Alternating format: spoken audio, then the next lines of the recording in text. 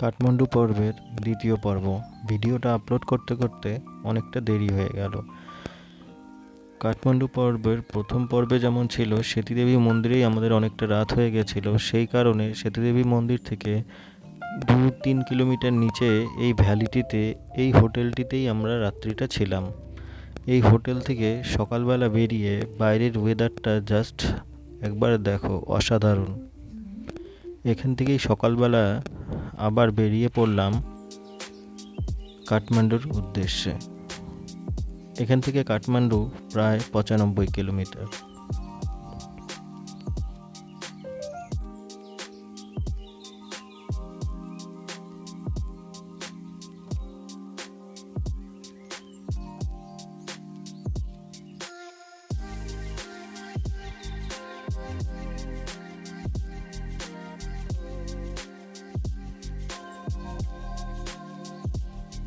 জনকপুর আসার আগ অবধি রাস্তা যতটা খারাপ ছিল, তারপরে এখন রাস্তা তার থেকে শতগুণ ভালো।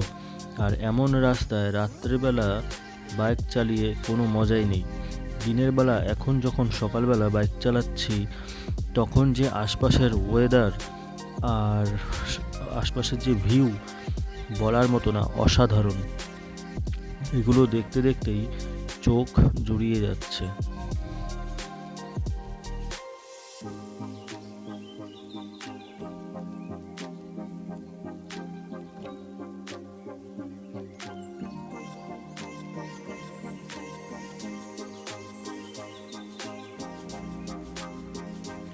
এত সুন্দর সুন্দর ভিউ দেখতে দেখতে মাথাই ঘুরে যাচ্ছে, যার কারণে আমাদের পৌঁছতে আরও সময় লেগে গেল। কারণ রাস্তায় ভিউ দেখতে দেখতে ফটোশ্যুট করতে করতে এখানেই অনেকটা সময় চলে গেল।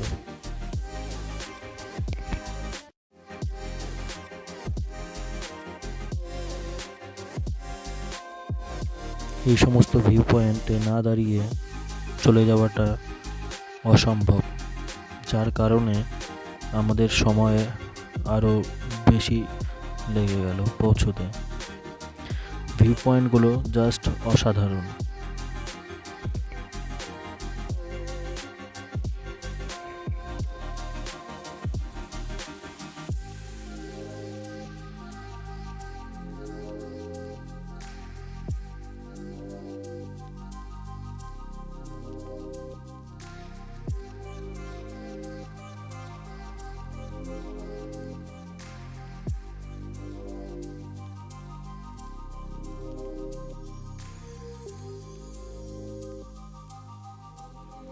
অনেকটা দূর আসার পর রাস্তায় এই দোলনা ব্রিজটি পড়ল।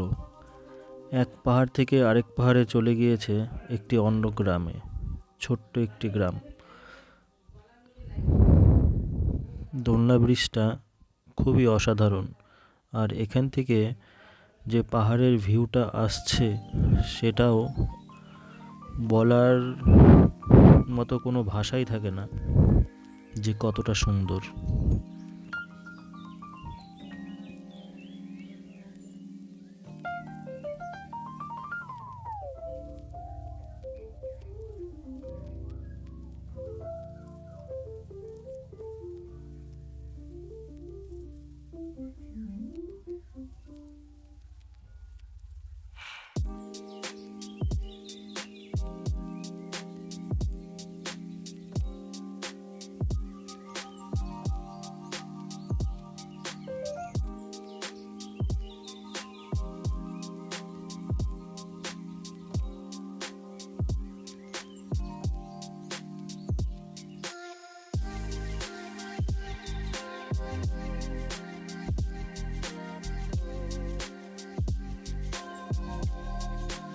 ব্রিজটি থেকে আশপাশের ভিউটি একবার দেখো।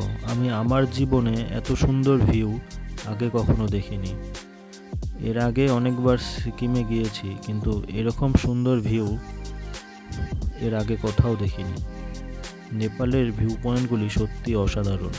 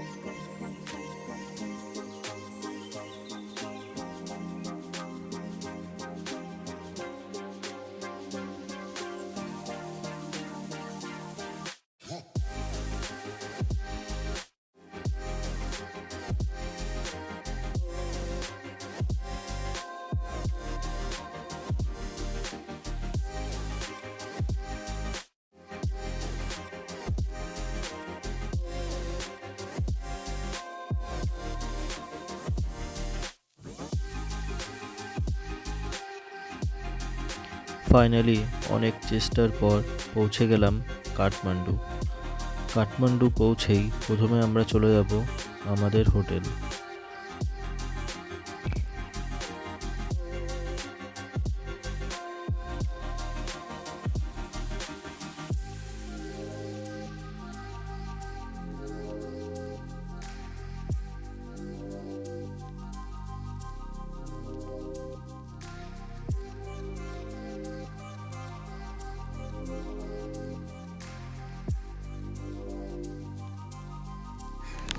ফাইনালি পৌঁছে গেছি আমাদের হোটেল রুমে।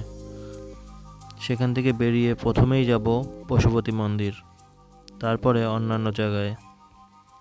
ভিডিওটা তোমরা দেখতে থাকো শেষ অবধি।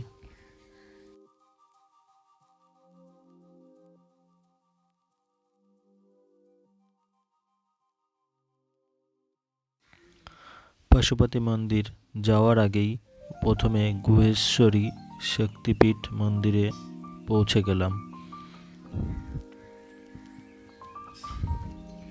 এই মন্দিরটিও খুব সুন্দর একটি মন্দির।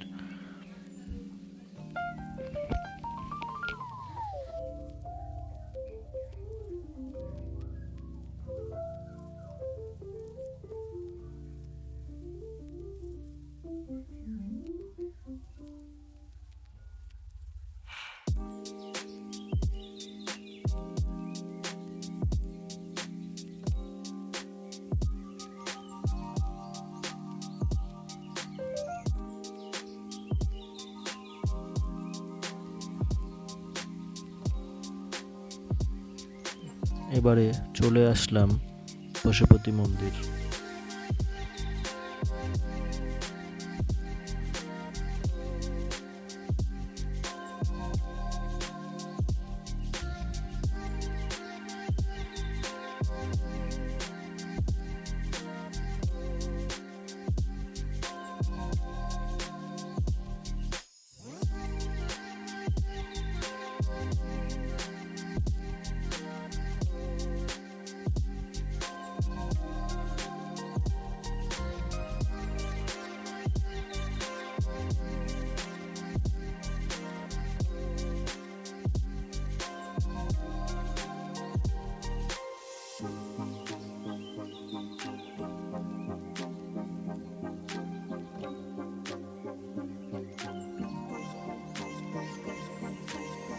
পশুপতি মন্দিরের বাইরটা সমস্ত পুজোর সামগ্রীর দোকানপাট। এইখানেই সামনে বাইকটি রেখে আমরা প্রথমে চলে গেলাম পশুপতি মন্দিরের ভেতরে। পশুপতি মন্দিরের ভেতরে যাওয়ার আগে প্রথমে একটি দোকানে জুতো, ব্যাগ সমস্ত কিছু রেখে সেখান থেকে পুজোর সামগ্রী নিয়ে তারপরে আমরা চলে গেলাম পশুপতি মন্দিরের ভেতরে।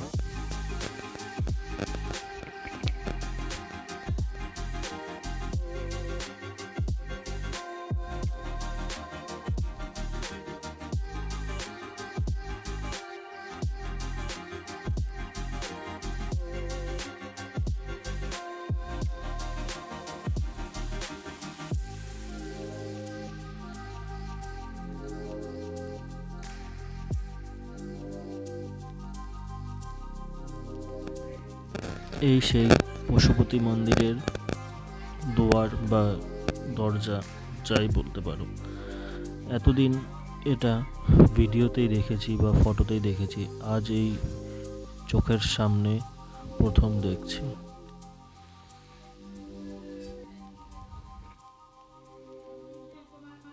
মন্দিরের ভিতরে ক্যামেরা অ্যালাউ না থাকার কারণে মন্দিরের ভিতরে কোনো ফটো শ্যুট করতে পারিনি বা কোনো ভিডিও করতে পারিনি। তাই মন্দিরে পুজো দিয়ে বাইরে এসে এটা মন্দিরের বাইরের ভিডিও। এখান থেকে এখন ভাবছি কিছু খাওয়া দাওয়া করে বেরিয়ে পড়ব অন্য কোনো ভিউ পয়েন্টে।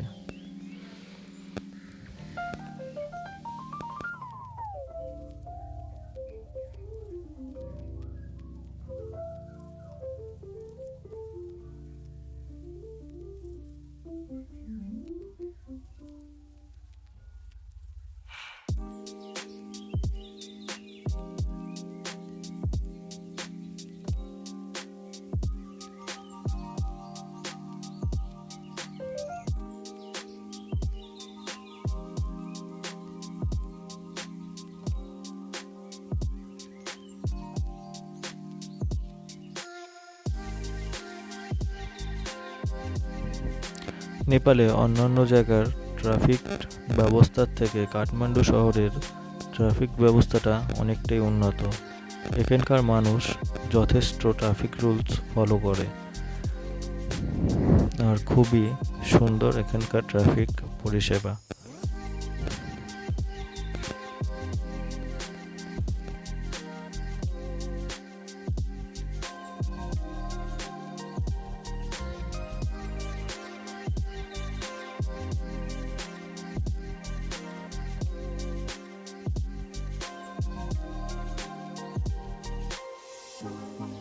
ফাইনালি পৌঁছে গেলাম কাঠমান্ডু দরবার স্কোয়ার।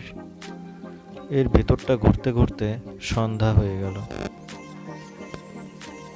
অনেকটা বড়, অনেক মন্দির, আর বিকেল এখানে আমরা যেহেতু বিকেলে এসেছি, জানি না সকালে এই দোকানপাটগুলো থাকে কি না।